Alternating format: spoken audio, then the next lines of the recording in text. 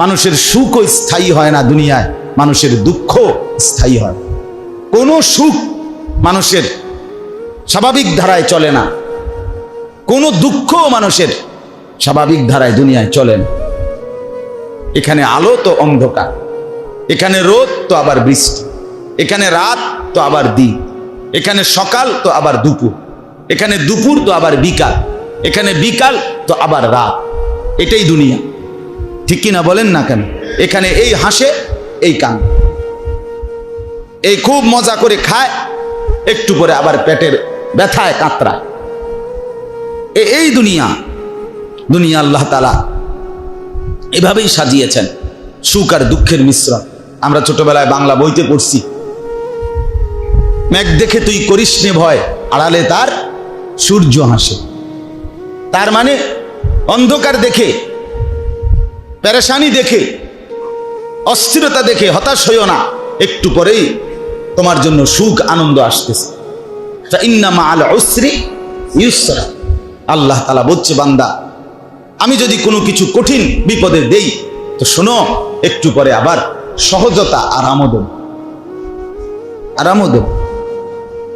এজন্য দুনিয়া দিল লাগানোর জায়গা না, দুনিয়া নিয়েই শুধু তৃপ্ত হ। ওই ছেলে কথা বলবা না,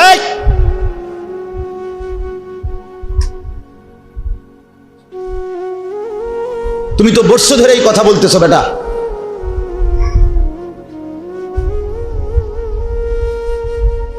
অসুবিধা হইলে বাইরে ঘুরো, খিচুড়ির টাইমে আইসো।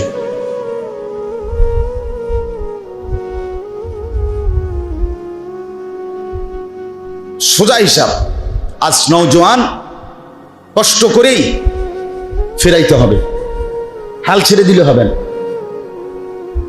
হাল ছেড়ে দিছি আমরা সবাই, হাল হইতো না। হুজুর সমাজের অবস্থা খুব খারাপ, অনার আর সম্ভব। আশ্চর্য, এটা কি ওহী আসছে? এটা কি ওহী আসছে? জিবরাইল বলে গেছে যে আর সম্ভব না? কথা বলেন না, এরা আমাদের সন্তান, এদেরকে বদলাবে কে? তাইলে জিবরাইল। তাইলে হাল ছেড়ে দিব কেন? আমরা হাল ছেড়ে দিছি। চোখের সামনে আপন ছেলে নামাজ পড়ে না, বাবা মা হাল ছেড়ে দিছি। আর কি করুন? মেয়ে পর্দা করে না, আমি কি করুন? হুজুর বাপ হইলে ওই সিয়ারি, আমি কি করুন? আমার কি করার আছে? যখন যা চাইছে হুজুর সব দিছি, অন নামাজ পড়ে না, আমি কি করতে? বাহ, হাল ছেড়ে দিছেন না রে বাপ। নূহ আলাইহিস সালাম 950 বছর পরে যখন আল্লাহ তাআলা ওনাকে 950 বছর, কিন্তু 950 টাকাকে বলে না। 950 টাকা আর 950 বছর এক কথা। 950 টাকা মানে তো 50 টাকা কম 1000, কিন্তু 950 বছর আমনের আমার বাপ দাদা 14 গোষ্ঠীর কয়জনের হায়াত একত্র করে লইব? একজন মানুষ, তিনি নবী, 950 বছর একটানা মানুষকে আল্লাহর দিকে ডাকছেন। এরপরেও যেদিন নৌকা ছেড়ে দিবে, তুফান চলে উঠছে, পানি উঠে গেছে, পানি দেখা যাচ্ছে, তুফানের বন্যার পানি, আল্লাহর গজবের পানি, তখনও কোরআনে আছে হযরত নূহ আলাইহিস সালাম তার ছেলেটাকে টানাটানি করছে। কেনান, যে ছেলেটা তখনও ঈমান আনে নাই, তারে বলছে ইয়া বুনাইয়ার কাম মা'ানা, হে আমার সন্তান, বাপ আয় না, ঈমান এনে নৌকায় উঠে আয়। বাপ, পানি দেখা যাচ্ছে, ওয়াফারাত তান্নূর, চুলার ভেতর থেকে পানি বের হয়ে গেছে, পানি দেখা যায়, বাবা আয় না। ছেলেটা বলছে না আব্বা, সাআবি ইলা জাবালিন ইয়াসিমুনি মিনাল মা, আপনি যান, আমি আপনার খোদার তুফান আসলে, পানি আসলে আমি উঁচা পাহাড়ের উপরে আশ্রয় নেব। ইয়াসিমুনি মিনাল মা, ওই পাহাড় আমাকে আপনার খোদার পানি থেকে বাঁচায় দিবে। দেখেন নূহ আলাইহিস সালাম তখনও রাগ হয় নাই। আরে কয় কিরে ডাকায়, কার লগেরে তুই কইলি কথাটা? আল্লাহর সাথে কথা বোঝেন নাই না? এটা বলে নাই, বলছে লা আসিমাল ইয়াউমা মিন আমরিল্লাহ। আবারও বলছে বাপ দেখ, ভুল করিস না বাপ, বিশ্বাস কর, আজকে আল্লাহর হাত থেকে কেউ বাঁচাইতে পারবে না রে বাপ, কেউ বাঁচাইতে পারবে। এইভাবে আবার বলছে, কোরআনুল কারীমের সূরা হুদের মধ্যে আছে। এরপরে নূহ আলাইহিস সালাম ছেলেটার হাত ধরে ফেলছে, ধরে বলছে, বাপ আয় না, কালেমাটা শুধু উচ্চারণ কর, আমি নৌকায় তুলে নেই, তুই বেঁচে যাবি। ছেলের কান টানাটানি করতেছে, বাবার হাত থেকে ছিঁড়ে ফেলবে, ছুটে যাবে। সে বলছে, আমি যাব না, কালেমা পড়বো না, ঈমান আনবো না। বাবা বলে, আয় না। এই টানাটানির ভিতরে আল্লাহর কোরআনে আল্লাহ বলেন, ওয়াহালা বাইনাহুমাল মাউজ ফাকানা মিনাল মুগরাকিন। একটা ঢেউ আসছে, এক ঢেউয়ের এক আঘাতে ঢেউয়ের বাড়ির লগে বাপ আর পুত্রের হাত চিরতরে খুলে গেছে, ছুটে গেছে। ফাকানা মিনাল মুগরাকিন, আল্লাহ বলে ছেলেটা তখন ডুবে গেছে। তখনও এবার শুনেন, আর তো ছেলে নাই, ছেলে তো ডুবে যাক, হাত থেকেও ছুটে গেছে, পানি ঢেউ তাকে ভিতরে ঢুকাই লাইছে। এবারও নূহ আলাইহিস সালাম বাবা এইবার আবার আল্লাহর কাছে দুই হাত তুলছে, ইন্না ইবনি মিন আহলি রব্বি ইন্না ইবনি মিন আহলি। আল্লাহ, এটা আমার ছেলে, আমার পরিবার, আমার বংশ, আমার রক্ত, এটা আমার আহাল। ওয়া ইন্না ওয়াদাকাল হক, আপনার ওয়াদাই সত্য মাওলা, আপনারই ফয়সালা। ওয়া আনতা আহকামুল হাকিমিন, আপনি হচ্ছেন শ্রেষ্ঠ ফয়সালাকারী। হায়াত দিবেন না মৃত্যু দিবেন আপনি জানেন, আমার কোনো হাত নাই। তবে আল্লাহ শুধু এদ্দুর, আমার তো কলজাটা মানতেছে না মাওলা, এটা আমার যে ছেলে। তখন আল্লাহ তাআলা বলছে, ইয়া নূহ ইন্নাহু লাইসা মিন আহলিক ইন্নাহু আমালুন গায়রু সালিহ। না রে নূহ, সাবধান, আর কখনো বলবা না এটা তোমার সন্তান না। বেঈমান সন্তান হয় না ঈমানদারের, মুশরিক মুমিনের সন্তান হয় না। এমন বড় পাপী কোন ঈমানদারের সন্তান হতে পারে না। ইন্নাহু আমালুন গায়রু সালিহ, তার প্রতিটা আমল বদ আমল, নাফরমানি আমার। ফালা তাসআলনি, এই ওখানে আছে, নূহ আলাইহিস সালামকে আল্লাহ নিষেধ করছে, সাবধান, ফালা তাসআলনি, আর কখনোই তার ব্যাপারে আমার কাছে কিছু চাইবা না, সাবধান। তখন নূহ আলাইহিস সালাম হাত নামায় ফেলছে, হায় মাওলা, আর হলো না। ওই পর্যন্ত বাপ তার সন্তানের ঈমানের জন্য বাঁচানোর জন্য জাহান্নাম থেকে চেষ্টা করে, এবারে গায়ের হতো না। আরামসে নাফরমান সন্তানের কামাই দিয়া ভাত খাইতে আছে, বন খাইতে আছে, আপেল খায়, মালটা খায়, ঘুম যায়। বাহ, জিঙ্গেলে কোনে হইতো না, কইছি কত কই।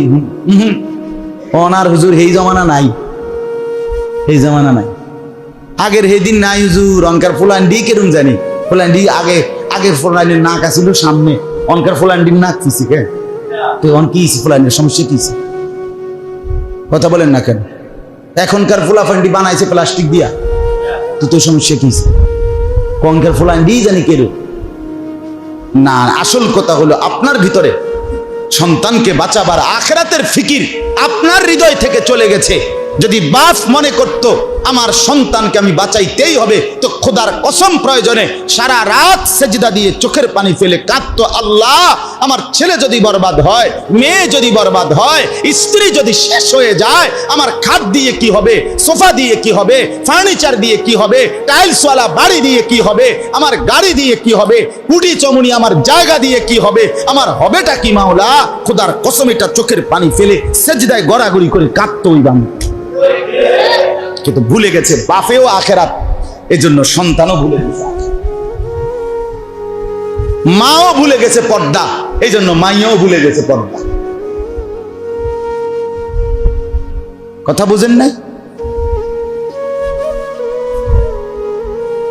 সবাই ছেড়ে দিছে সবাইকে, যার যে মা কইছে জি তুই তোর মতো চল, জি কইছে মা আমনে আমনের মতো আডেন, বাপে কইছে ফুত আব্বা যাই ঝামেলায় থাই বাবুরে, সব তোর যে সময় যা লাগে কইস, তুই তোর বন্ধু বান্ধবের লগে চল। বন্ধু বান্ধব ফোলাই নিয়ে কইছে আব্বা আমিও বুঝি আমনে বুড়া মানুষ, আরো আপনার লগের আরো বন্ধু বান্ধব আছে, এক লগে বিড়ি খাওয়ান লাগে, আপনারা একসাথে বইয়েন। আচ্ছা ঠিক আছে, আমি সেদিকে যাইতাম না, আপনার লগের গুণের লগে আপনি বিড়ি খান, চা দোয়ানে গপ মারেন। তাইলে বাপের দিকে গেছে গা, ফুতে ফুতের লাইনে, বউ বউর লাইনে, জি ফুতের লাইনে, এটারই বুঝি বলে মুসলমান পরিবার?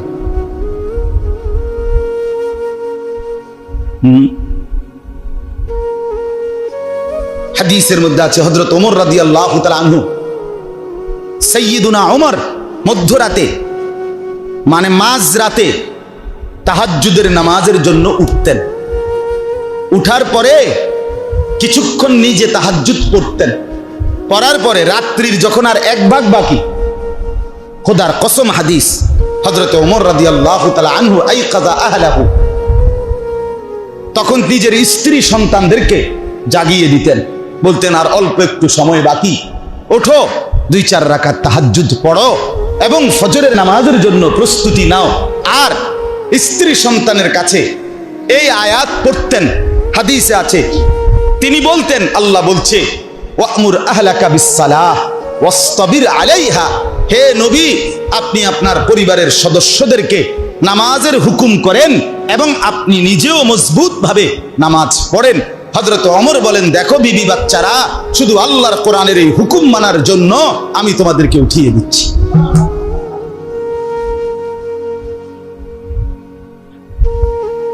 এটা আমল, এটা মুমিনের আমল, মুসলমানের ডিউটি, মুসলমানের জিম্মাদারি এটা। আজকে আমাদের এই হালাত কোথায় গেল? কেন আমরা ভুলে গেলাম? কেন আমরা ভুলে গেলাম?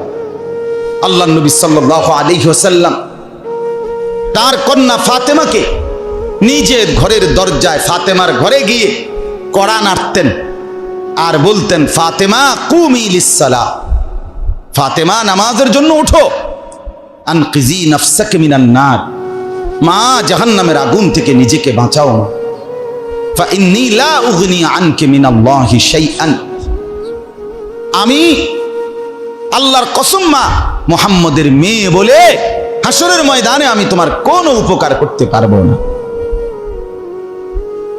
আমার মেয়ে বললে হবে না রে মা, তোমার সেজদা, তোমার পর্দা, তোমার তাসবিহ, তোমার গোলামি, তোমার বন্দিগি তোমার জাহান্নাম থেকে বাঁচাও। মুহাম্মদের মেয়ে বললে হবে না, হাসান হুসাইনের মা বললে হবে না, আলীর স্ত্রী বললে হবে না, তোমার আমল নামা তোমাকে দেখাই। সেখানে আপনাদের আমাদের জন্য কি সান্ত্বনা? তাইলে আপনারা আমরা কি কি আশায় বসে আছেন বলেন? বলেন কোন ব্যক্তি কর্তব্য পূর্ণ আদায় করে একেবারে ইনসাফ বিচার কাকে বলে? যদি কারো মাথার মধ্যে সামান্য দেমাগ থাকে, আপনারা বলেন কোন মানুষ তার দায়িত্ব কর্তব্য পূর্ণ পালন করলে এরপরে সে কারো সুপারিশ চায়, আপনি একটু বলেন। কিন্তু কোনোই যোগ্যতা নাই, বরং তিনি যা চায় তার একদম উল্টা কইরা এই লোক ওই ব্যক্তির কাছে সুপারিশ চাওয়া, এটা কি ইনসাফ? তো রাসূলুল্লাহ সাল্লাল্লাহু আলাইহি ওয়াসাল্লাম সুপারিশ করবেন মানে কি এই যে নবী বলে দিছে উম্মত চুরি, ডাকাতি, জিনা, ব্যভিচার, মদ, জুয়া, অশ্লীল ছবি, গান, বাদ্য, নাটক, সিনেমা, সুদ, ঘুষ, যা ইচ্ছা তা করতে থাকো, কোনো টেনশন করো না, আমি নবী আছি, আমি সুপারিশ করে তোমারে বেহেশতে পাঠামোই পাঠামো। এটাই তো নবী বলছে না? সুপারিশের মানে এই তো না? বলেন একজন মুসলমান বলেন, আপনার বিবেক কি বলে? এই কথার অর্থ এই আপনি আপনার সব নাফরমানি করতেই থাকবেন?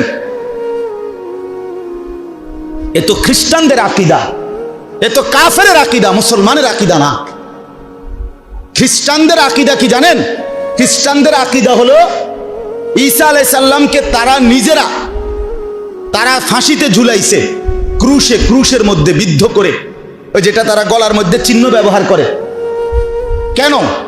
তাদের ধর্মের বক্তব্য এটা যে আমাদের ঈসা উনি তো আল্লাহর পুত্র, উনি নিজে আমগরে বলছে তোমরা আমাকে ফাঁসিতে ঝুলায় দাও, দিলে তোমাদের সমস্ত কিয়ামত পর্যন্ত তোমাদের বংশধরদের সমস্ত পাপ আমি কাঁধে তুলে নিলাম, আমি আমার পিতার সাথে সেটা বুঝবো, তোমরা কোনো চিন্তা করবা না।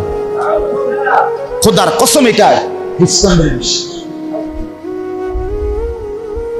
তোমরা কোনো টেনশন করবে না।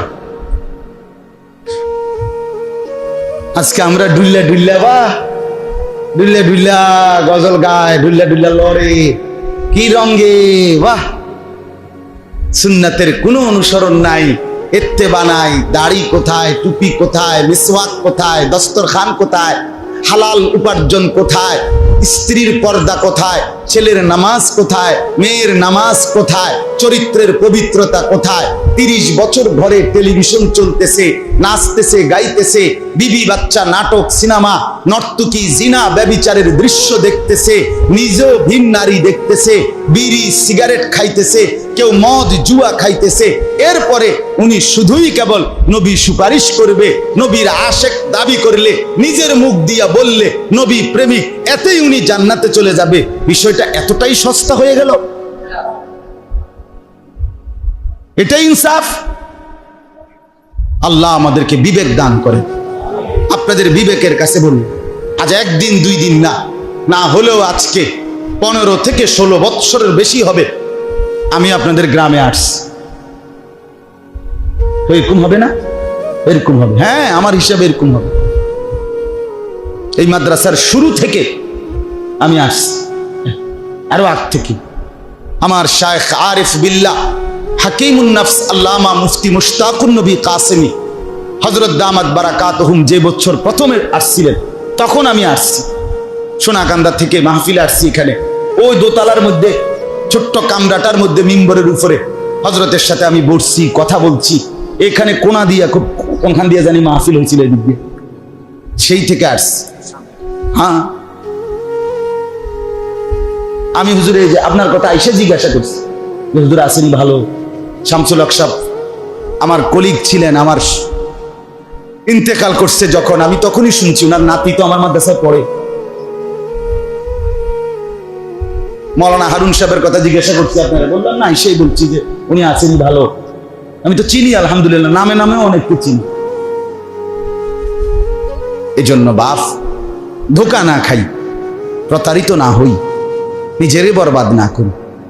কে কোন পক্ষের, কে কার বিপক্ষের, এগুলো বাদ দে।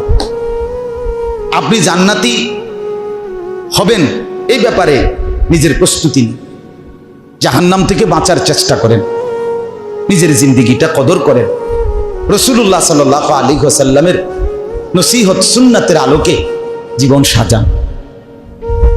ছেলেদেরকে বলি, বাপ তোমরাও মনে করো মা বাবা যথাযথ কদর করলো না আর কি, তবুও নিজেরে নষ্ট করো না। কেউ কিছু বললো না রে বাপ, মনে করো এই সমাজের কেউ তোমারে বাধা দিয়ে পারলো না আর কি, কিন্তু এরপরেও মনে রাখো তুমি এমন এক সত্তার কাছে ফিরবে যে সত্তা তোমার উপরে তার পূর্ণ শাস্তি প্রয়োগ করবে। আল্লাহু আজিজুন যুনতিকাম। আল্লাহ বলেন, আমি কিন্তু একদিকে যেমন রহমান রহিম, আমি কিন্তু আরেক দিকে প্রচন্ড শক্তিশালী এবং প্রতিশোধ গ্রহণকারী। যুনতিকাম, আমি প্রতিশোধ গ্রহণকারী। ফাআনযারতুকুম নারান তালাজ্জা। আল্লাহ বলে, বান্দা, এই বান্দা, আমি হুজুর দিয়া না, আমি ড্রাইভার দিয়া না, হেল্পার দিয়া বলি নাই, আমি নিজে তোমাদেরকে জাহান্নামের লেলিহান আগুনের ভয় আমি আল্লাহ দেখাচ্ছি, আমার কথা ফেলে দিও না। কোরআনের আয়াত। ফাআনযারতুকুম নারান তালাজ্জা। রব্বুল আলামিন বলেন, আমি নিজে ভয় দেখাইলাম, আমি।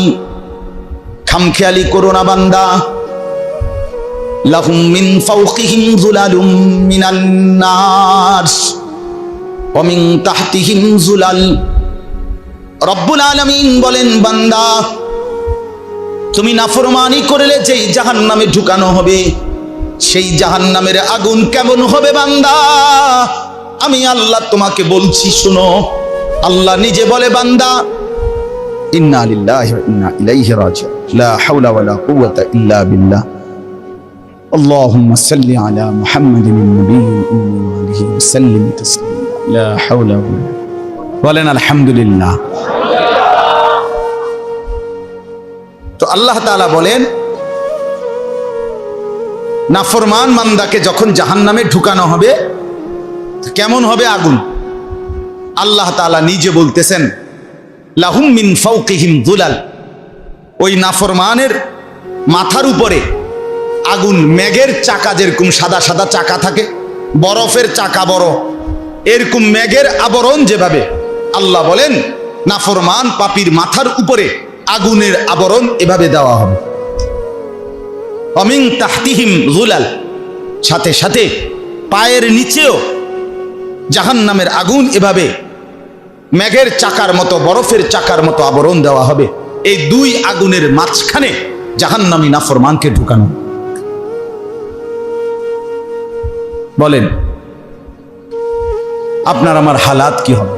আমরা হাদিসে পড়ছি, রাসূলুল্লাহ সাল্লাল্লাহু আলাইহি ওয়াসাল্লাম বলেন জাহান্নামের সবচেয়ে হালকা, সবচেয়ে সামান্য আযাব যে ভোগ করবে, সবচেয়ে হালকা আযাব, সেটা হলো সবচেয়ে কম আযাব যাকে দেওয়া হবে তাকে একটা শুধু কেবল পায়ের তালুতে একটা আগুনের জুতা অথবা জুতার স্যান্ডেলের ফিতা, এতটুকুই শুধু কেবল আগুনে পড়ানো হবে আগুনের, আর পুরা দেহে আগুন জ্বলবে না, শুধু এতটুকু।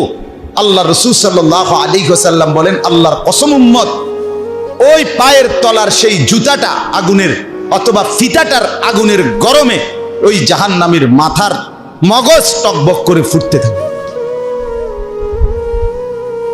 আর সে মনে মনে ভাববে, নবীজি বলেন যে এই জাহান্নামের সবচেয়ে বেশি আসাদ্দু, মানে সবচেয়ে বেশি আযাব তাকে দেওয়া হচ্ছে, অথচ এটা হলো সবচেয়ে হালকা আযাব।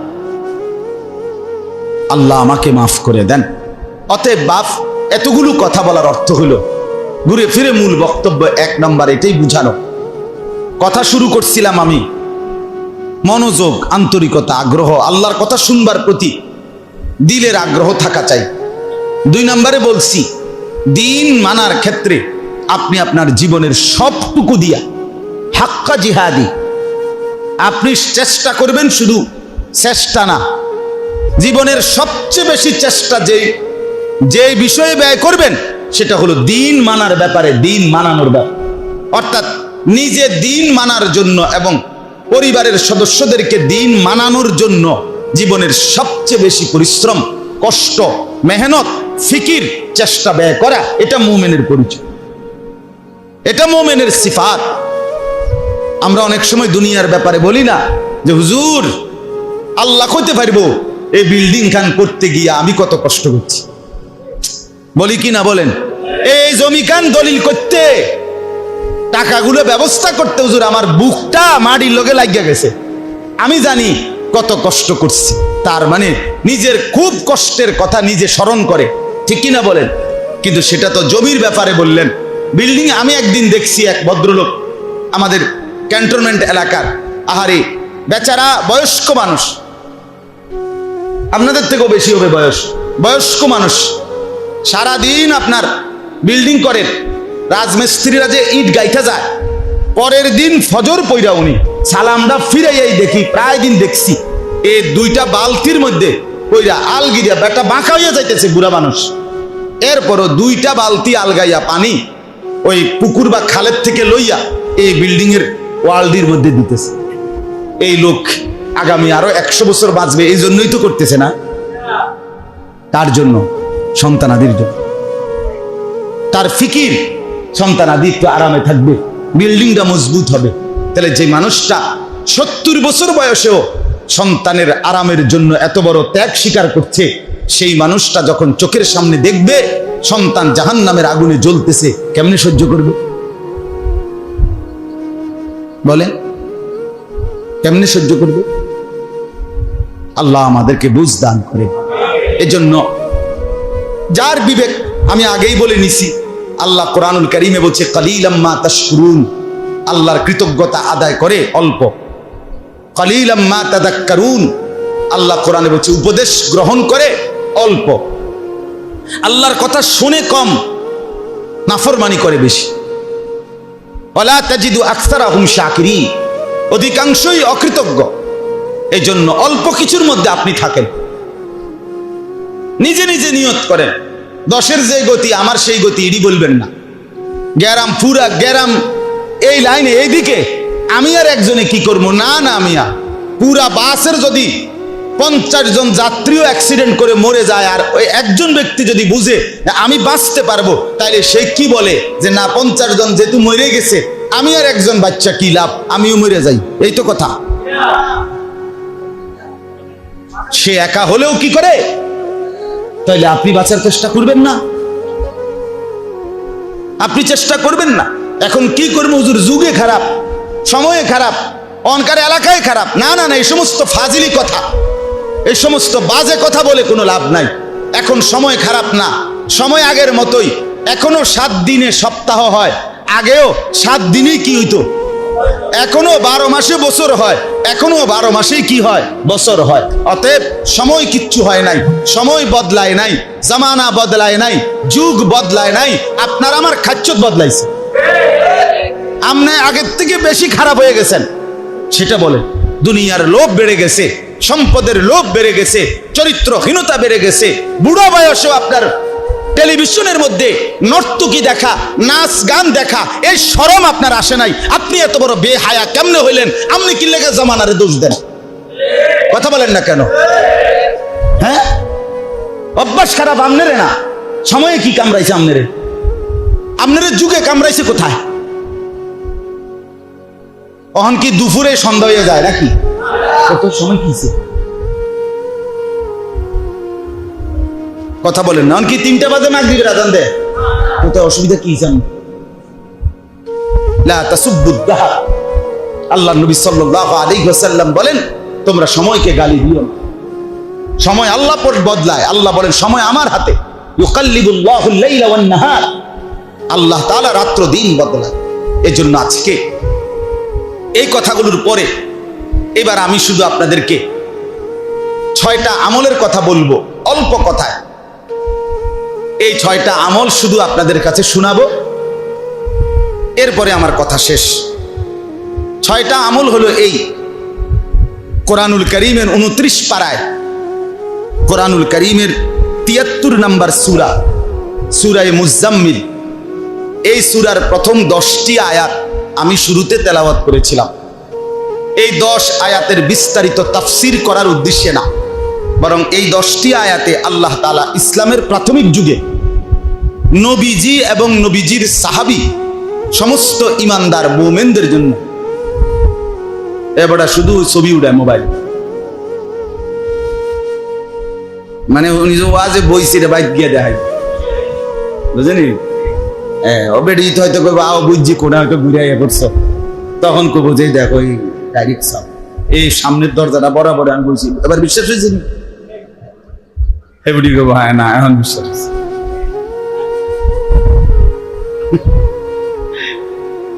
অনেক ছেলে পেলে আছে না, হুজুরের লগে একটা ছবি উঠাইবে, মানে হাসরের ময়দানে ফেরেশতা যদি জিঙ্গা, ফেরেশতা দেখো ফাইজলাই মনে করো না, মোবাইল দিয়ে একেবারে সব আকাম করছি এমনও না, বালা বালা হুজুরের লগে কি দিয়েছি সেলফি উঠে। তখন ফেরেশতা কি বলবো জানেননি? ফেরেশতা বলবে হুজুরের শুদ্ধায় যা ফিডো, হুজুর পাবলিক সমানে ফিডো, সেলফি হুজুরের ফিডা দিব। এই জন্য আমরা বড় ভয়ে আছি ভাই, ভয়ে আছি, বড় পেরেশানিতে আছি। যাই হোক, আল্লাহ মাফ করে দেন। সূরা মুজাম্মিল দেখেন, আমার একটা অভ্যাস, অভ্যাসটা কি আসলে উদ্দেশ্য হইল প্রত্যেকের দিল আল্লাহর দিকে ফেরানো, কোরআনের কথার দিকে ফেরা। এই জন্য নজর করি আর কি চারিদিকে, টর্চ লাইটের মতো চোখ ঘুরাই। মনে করেন কেউ বুট খাবে, বাদাম খাবে, কেউ মোবাইল টিপবে, কেউ বইবা জিমাবে, কেউ ঠ্যাং সরাইয়া বসবো। এতে আসলে কি হয় না, ওই বেচারার কোনো ফায়দা হয়। আল্লাহর কথা যদি মনোযোগ দিয়ে কিছুটাও শোনে, পাথরের মধ্যেও যদি ধারাবাহিক পানি পড়ে, পাথর কি হয়ে যায়, ছিদ্র হয়ে যায়। তো মুমিনের দিল তো পাথর না, আরো নরম। মুমিনের দিল বদলাবে না কেন? চেষ্টা করতেই হবে, হতাশ হলে হবে না। আমি হতাশ না, আমি নার্ভাস হই না, কখনোই হই। নতুন উদ্যমে বারবার বলতে থাকি, বারবার বলতে থাকি। ছেলেদের জন্য বলি, যুবকদের জন্য বলি, দিবানিশি বলি, দিবানিশি বলি। আমাদের এই ছেলেরা মুসলমানের ছেলে, এদের মা মুসলমান, এদের বাবা মুসলমান। বাবা এরা ছোটবেলায় জন্মের পরে এদের কানে গান শোনায় নাই, আজান শোনাইছে। আজ মোবাইল এদেরকে ভুলায় দিছে। আজ এক নর্তকী তাদেরকে ভুলায় দিছে, আজ খেলোয়াড় ভুলায় দিছে, আজ সিনেমার নায়ক ভুলায় দিছে, আজ রাস্তার মেয়ে বেপর্দা নারী তাকে আখিরাত ভুলায় দিছে। হতে পারে ধুয়ে মুছে একটু সাফ করে দিলে, মনে করাই দিলে, চেষ্টা করলে, আল্লাহর দয়া হলে এখান থেকেও একদিন জোনায়েদ বাগদাদি হতে পারে। এইমাত্র মাওলানা মারুফ ভাই বললেন আজীব কথা, আজ থেকে সেই কত বছর আগে শুরু করলেন, এখন মহল্লার প্রায় 100-র মতো ছাত্র মাদ্রাসায় পড়ে, আলেম দ্বীন হয়েছে অনেক ছেলে, শহরের বন্দরে পড়ালেখা করে। তাইলে আজ থেকে 10 বছর আগে, 15 বছর আগে তখন কেউ ভাবে নাই, এখন সেই ভাবনা বাস্তবায়ন হচ্ছে। 30 বছর পরে দেখা যাবে মহল্লার অনেক ছেলে আলেম দ্বীন হয়েছে। হতাশ হইতে নাই, একজন একজন করেই হোক, দুইজন করেই হোক, অল্প অল্প করেই হোক। যে সমস্ত ইমাম সাহেবরা আছেন আপনাদের কাছেও বল, হতাশ হবেন না, হতাশ হুজুর বিশ্বাস করেন, আমি যে মহল্লা ইমামতি করি এখানে 12 কুতুব। আমি আল্লাহর জমিনে যত জায়গায় এই পর্যন্ত গেছি, আমার এই ছোট্ট জীবন সব জায়গার মানুষে কইছে হুজুর এখানে 12 কুতুব, 13 কুতুব কোরআন হয়েছে, আর 11 কুতুবও শুনি না, সবখানে 12 জন করে। তার মানে প্রত্যেক জায়গায় শয়তান বান্দরা মানুষ, ফাসাদ করা, ফিতনাবাজ এবং ঝগড়াটে, ষড়যন্ত্রকারী, বিদ্বেষকারী, হিংসুক আল্লাহর জমিনের সর্বত্র আছে। কথা বুঝেন না? এখন এমন কোন এলাকা বাংলাদেশে যে ইউনিয়ন, যে হুজুর এই ইউনিয়নের এই মাথার থেকে হে মাথা পর্যন্ত সবাই আব্দুল কাদের জিলানির ঘরের লোক, এটা কোনটা এলাকাটা? তাহলে 12 কুতুব নাই কোনা নেই, এটি কোনো কথা না, ঠিক কিনা বলে? আমার মেহনত করে যাও, আমার চেষ্টা চালায়া যাওয়া, অব্যাহত চেষ্টায় একদিন আল্লাহর দয়া হবে, আল্লাহর মেহেরবানি হবে, আল্লাহ তৌফিক দান করে। চলেন, 6টা আমল ইসলামের প্রাথমিক যুগে, একবারে প্রথম দিকে কোরআন নাজিল যখন শুরু হয়, ওই সময়ের প্রথম 2, 3, 4 বার যখন কোরআন নাজিল হইতেছে, এই সময়ে এই সূরা নাজিল হয়েছে। এই সূরার মাধ্যমে আল্লাহ তাআলা প্রথম 10 আয়াতে নবীজি সাল্লাল্লাহু আলাইহি ওয়াসাল্লাম এবং সাহাবায়ে কেরামকে বলেছেন 6টি বিষয়ে, খেয়াল করেন কথাটা, 6টি বিষয়ে তোমরা অভ্যস্ত হও, তাহলে পুরা ইসলাম মানা, দিন মানা, আল্লাহর বিধান মানা, নেক আমল করা, গুনাহ ছেড়ে দেওয়া, এই বিষয়গুলোর যোগ্যতা অটোমেটিকলি আল্লাহর দয়ায় তোমাদের মধ্যে চলে আসবে। কয়টি বিষয়ে অভ্যস্ত হও? 6টি। একজন সালেক, একজন আল্লাহর পথের প্রতীক, একজন জান্নাতের প্রত্যাশী, জাহান্নাম থেকে যে নিজেকে বাঁচাইতে চায়, আল্লাহকে রাজি খুশি করে যে মরতে চায়, সমস্ত শরীয়তের বিধান যে মানতে চায়, ইমানের 77 শাখা সবগুলো যে পালন করতে চায়, আল্লাহকে পুরা রাজি খুশি করতে চায়। আল্লাহ প্রথম দিকে ইসলামের শুরুতেই এই সূরা নাজিল করে বললেন, বন্ধু সবাইকে নিয়ে বিশেষভাবে 6টি বিষয়ে অভ্যস্ত হন। এই 6 বিষয়ে যদি অভ্যস্ত হন, তাইলে আশা করা যায় ইনশাআল্লাহ পুরা ইসলাম আমল করা, মানা, আদেশগুলো পালন করা, নিষেধগুলো ছেড়ে দেওয়া আপনি এবং আপনার উম্মতের জন্য সহজ হয়ে যাবে। 1 নাম্বার হলো কিয়ামুল লাইল, কুমিল লাইলা ইল্লা কালিলা। 1 নম্বরে বন্ধু রাত্রি জাগার অভ্যাস করুন, তাহাজ্জুদের নামাজ। 1 নম্বরে কুমিল লাইলা ইল্লা কালিলা, সারা রাত বন্ধু ঘুমাবেন না, অল্প কিছুটা সময় ঘুমিয়ে কিছুটা সময় একান্তে রাত গভীরে শুধু কেবল আমি আর আপনি, আপনি আর আমি, বান্দা আর আল্লাহ, আল্লাহ আর বান্দা, এই নিবিড় সম্পর্ক কায়েম করেন। সুবহান। রাত গভীরে কিয়ামুল লাইল, তাহাজ্জুদ, গভীর রজনীর নামাজ, এটা 1 নম্বর। কোন মুসলমান যদি রাত্রি নিশীথের এই তাহাজ্জুদের নামাজে অভ্যস্ত হয়, খোদার কসম সমস্ত আমল করার প্রেরণা, সমস্ত গুনাহ ছাড়ার মতো হিম্মত খুদ আল্লাহ তাকে দান করে। তাহাজ্জুদ এত বড়, এটা একটা অ্যাটম শক্তি, হাই অ্যান্টিবায়োটিক,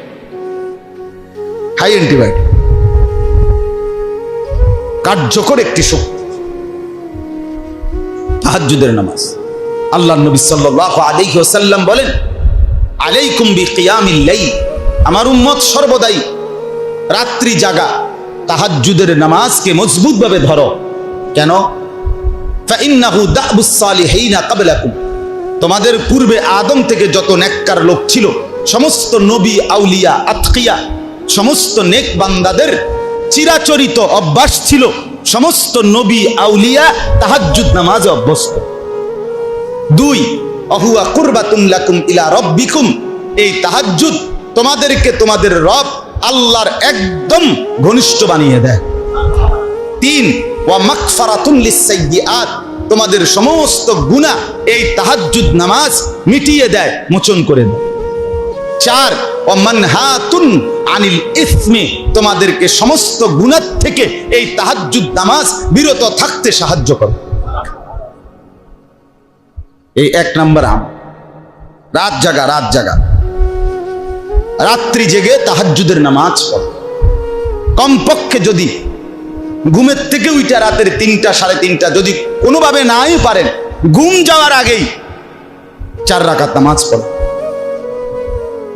আল্লাহ তাআলা এর বরকতে আপনার জীবন সাজিয়ে, হিম্মত আসবে, ইমানের শক্তি আসবে, আমলের নূর আসবে, আখিরাতের ফিকির আসবে, চেহারা নূরানি হবে, অন্তর আলোকিত হবে, শুধু নেক করতেই মন চাইবে, শুধু গুনাহ ছাড়তেই মন চাইবে। 1 নাম্বার আমল, এটা শুরুতে বলছি, ইসলামের প্রাথমিক যুগ। তাফসীরের মধ্যে আছে সাহাবায়ে কেরাম সারা রাত, নবীজি সারা রাত নামাজে দাঁড়িয়ে থাকতেন, সারা রাত পড়ে মজা পাইতেন। এজন্য 1 নাম্বার, অনেক ব্যাখ্যা আছে, আমি শুধু সংক্ষেপে বললাম 1 নাম্বার আমল। 2 নাম্বার, ওয়ারাত্তিলিল কুরআন তারতিলা, বিশুদ্ধ স্পষ্টভাবে কোরআনুল কারীম তেলাওয়াত করা। 2 নাম্বার আমল কি বলেন?